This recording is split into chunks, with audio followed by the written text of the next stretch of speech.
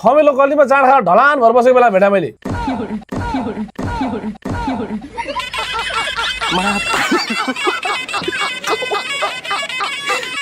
ए भनेपछि बाबु मेरो छोरी माग्न आउनु भयो। वाह बाबी। मेरो छोरी संस्कारी थापा। ए संस्कारीजीको फेस हेर्न पाए हुन्थ्यो।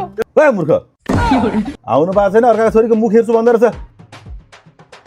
संस्कारी थापा मेरो छोरीले नचिनेको मान्छेसँग बोल्ने, हिँड्ने, डुल्ने, अनुहार देखाउने के पनि गर्दिन।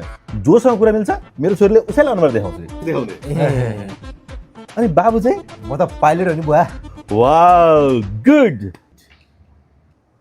अनि बाबु चाहिँ म चाहिँ के सिकेर आइछु कि सूर्य आर्टीको। म जुन पाए चल्दैन मलाई चाहिँ। जुन पाए चल्दैन मलाई चाहिँ। मलाई चाहिँ चल्दैन। ए भाइ के खान्छौ भनेर सोधे होइन, के काम चाहिँ के गर्छौ भनेर सोधे। काम त अब 5-7 महिनामा केटी खोजी मात्रै काम भइरहेछ मेरो चाहिँ। ल ठिक छ, धन सम्पत्तिको मतलब भएन, तँ मसँग मनग्गै छ। त्यसमाथि पनि मेरो छोरीको बिहेको लागि मैले ललितपुरको टप ब्याङ्क्वेट बुक गरिसकेको छु। तर मेरा केही शर्तहरू छन्। कस्तो सर? मलाई संस्कारी ज्वाइँ चाहियो, किनकि मेरो छोरी पनि संस्कारी छ। बुवा पूजा गर्ने बेला भइसक्यो, म जाऊ? देख्नुभयो ऊ जतिखेर पूजा गर्छु भन्छ।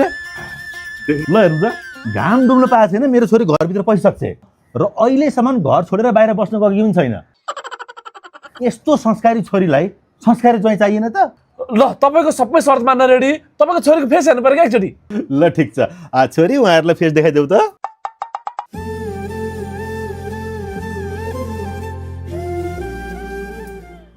तपाईँको संस्कारी छोरी उहाँ नै हो? उही त हो नि मेरो संस्कारी छोरी। किन पहिला कहीँ देख्नु भएको थिएन? कहाँ देख्नु मात्रै, भेटेकै हो नि। भेट भएको भनेपछि तपाईँको पक्कै मन्दिरमै भेट भएको हुनुपर्छ। के छ मन्दिर? ठमेलो गल्लीमा जाँड खाएर ढलान भएर बसेको बेला भेटा मैले।